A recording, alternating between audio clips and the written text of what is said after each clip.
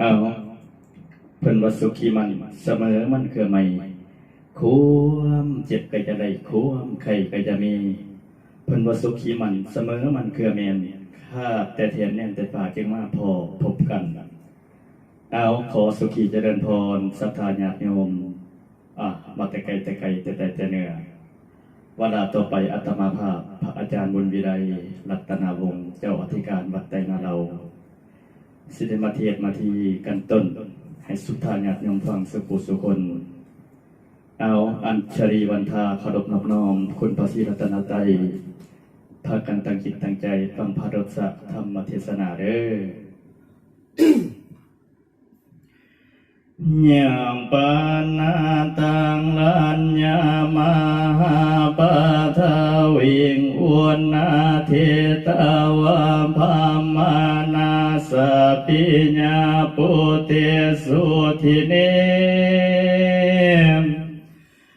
สุญาวาภามาโลกาเอกาโกหะลังสตังอาโหสิสัทธาโวลุลาสัพปุริสาทั้งหลายยัง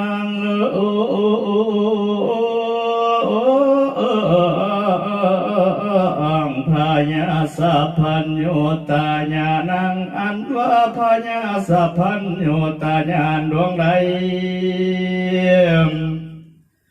โพธิสัตโตหิอันบุรมโพธิสัตว์เจ้าทั้งหลายปาเพตพังก็พึงปรารถนาเอาตังยังพญาสัพพัญโยตาญาณังยังพญาสัพพัญโยตาญาณดวงนั้นเทียเนสุและให้แด้วยังลูกแก้วทั้งสองเป็นทานแก้วสินนาภามยามนั้นมหาปาทาเวียงยังแผ่นดินดวงกับทั้งพญาร้อยดวงขนาน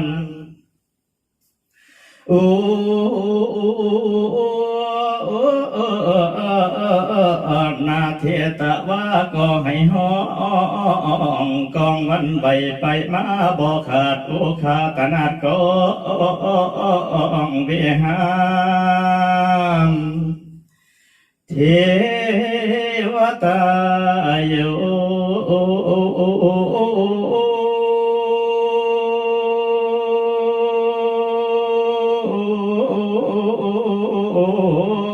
ส่วนดังเทวดาทั้งหลายฟู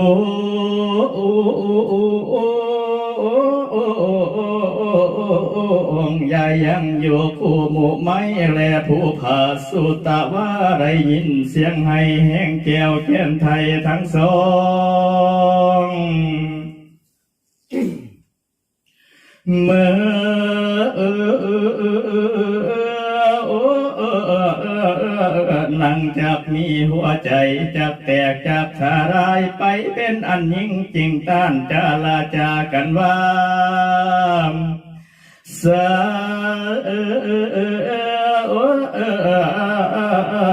มาธิส่วนนางแก้วรัสมาธิจักจะเข้ามาสู่ปาผู้แก้วปัญนาสารามเตยังวันบ่ทันได้เห็นหน้าลูกฮักอักข้าบททั้งสองนางจักป้องทำหาลองพากัดสัตตาอยู่บ่ขาดนางบ่ฮู้ว่าพาบาเจ้าปาสัตให้เป็นทานวิตะว่านางจากแดนลาดพัดไปมาตามห้อยเตียนอันน้อยอันใหญ่บ่สงสัยอนุภานั่งจากใดสาวเบยยังถูกมากยิ่งนักงามเทวตาโย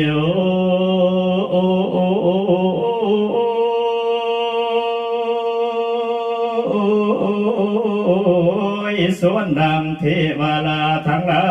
ยก็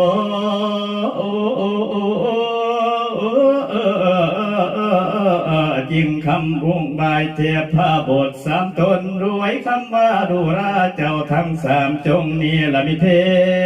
ศเปลี่ยนเสือคงและเสือเรืองไปนอนเนืองขาน้ำตันหนทางแห่งนางแก้วราสมาธิยาจีนานาปีเมนว่านางหักขอสิ่งสันใดก็ดีอัตตวาเจ้าทั้งหลายยา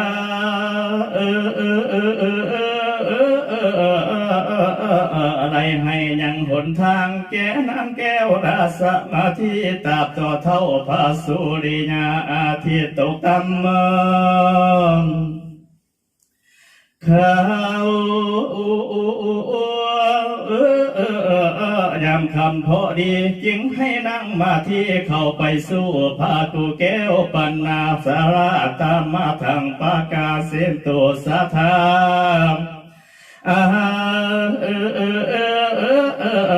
หาภิกขาเวปุโตมะมิทิสิโหกะโยวาทิปีอิทังวาจานังภาวุภิกขาเวโลราภิกขุสังหลายเทวบุตรโตอันว่าเทวบุตรทั้งหลายอันใหญ่ยังโยคูมูไม่แด่ผู้พามจริงตานจาลาจารวยคำพวนสาลาดซึ่งพระปัจเจ้าสามตนว่าดูลาเจ้าทั้งสามจงนี้ละมิเทศเป็น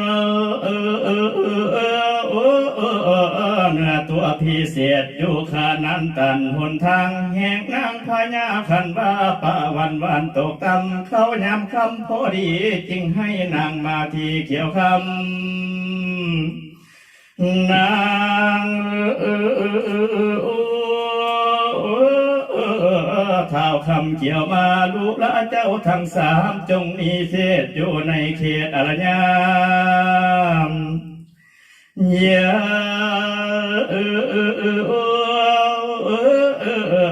ในมาเฮิงสาแสนซ้ำแก่นางน้อยนาดบุญสมสอมอุลมควรขาดกันว่ามาที่มรณะ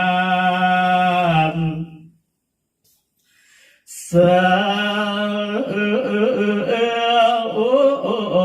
ดีลาดจับไตตำกันหายางหยดหยอกฟ้านางจะก้มหน้ามวยมอลานาบ่อยากสาเดอาทาในกระเมื่อนั้นบรรพบุตรสามตนปฏิสุนิตวามเจ้าก็หับเอาด้วยคำความสะอาดวาสาธุอิติดิโหตนหนึ่งนี่ลามิเพศเป็นราสาสีเต็มเตือนตนหนึ่งนี่ลามิเพศเป็นเสือโคงคืนกะคันตน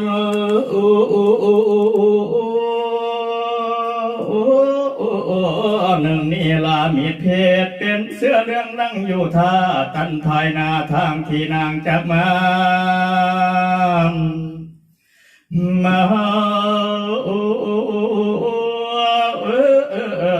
ที่ปีโขส่วนดังนางแก้วรา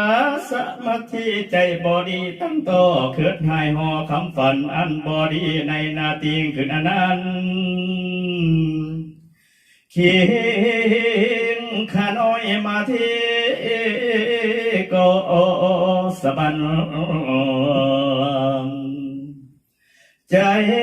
ขาน้อยมาที่ก็สั่นใจ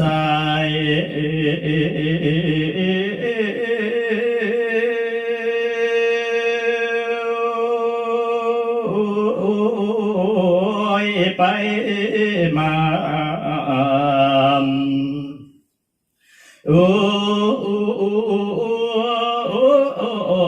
ปาลาธาริ ตินางก็พิจารณาลูกไม่แล้วว่ามันใส่ว่าจะขีบขึ้นมารวย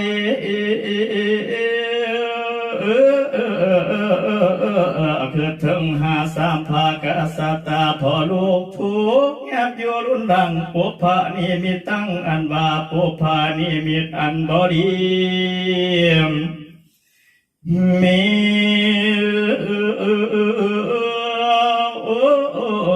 เสียมลดมือเป็นเข้าสายกะเศร้าลูกไม่หลุดจากบาทวนสองเป็นของอันนางจากไรนี่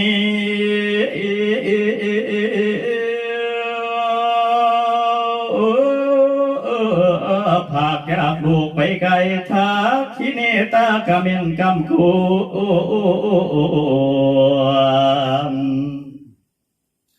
หิวจีจุยจุย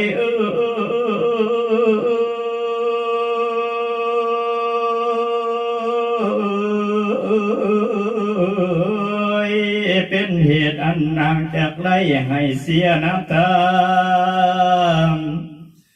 พระดีเนลูกขาต้นไม้ทั้งหลายฟูงเป็นมากกว่ากดลากบ่เห็นต้นบ่เป็นเหล่าป่าวดเห็นเป็นสู่ที่ลำรู้ที่แท้เราบ่เห็นแก่ตาทิพาทัศะทั้งมวลก็เกิดเป็นอันเมื่อยิ่งนักหนายังเหตุอันนี้จะเป็นแก่กูหรือหัวจะเป็นแก่สองบุตตาลูกน้อยหัวจะเป็นแก่พายอดสอยเจ้าจอมธรรมนิจามอาหารหนึ่งเนื้อตัวขานองตัวกาโพกจอบขากลางทางโอลำผ้าแต่ถึงพอแรงถอยคำ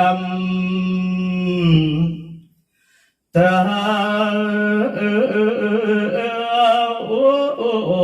บันลับจอมพากูหักเที่ยวไปมานันหอดใจแจงจอดลูกอยู่ภายหลังทาละกาสองสนิหา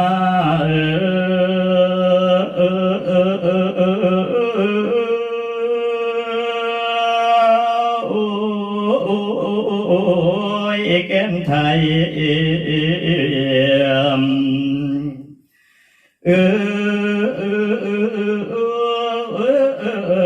โลกไม่หมู่หัวมันห้อยว่ามากาสันโศกอยู่ในแก้วผู้สาลากันนะ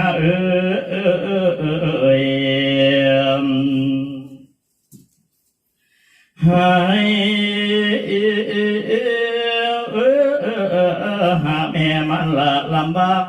ลังลูกเนื้ออยากกินนมแม่ก็สมอยู่หอดเป็นกำพาสอดสุดใจมา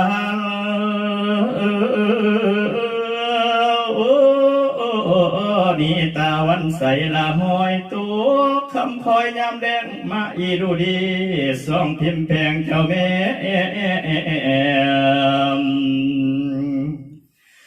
อย่า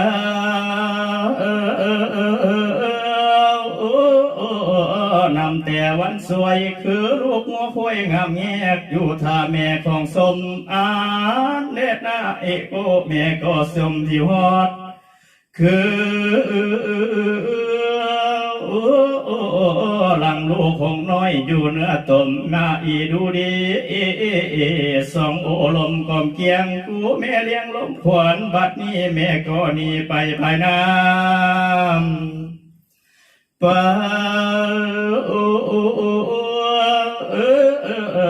ดูไปให้เจ้าพาอยู่เป่าหักษาเด็ดหน้ามีค่าลูลาเจ้าพาญาเนื้อตัวองค์อาจ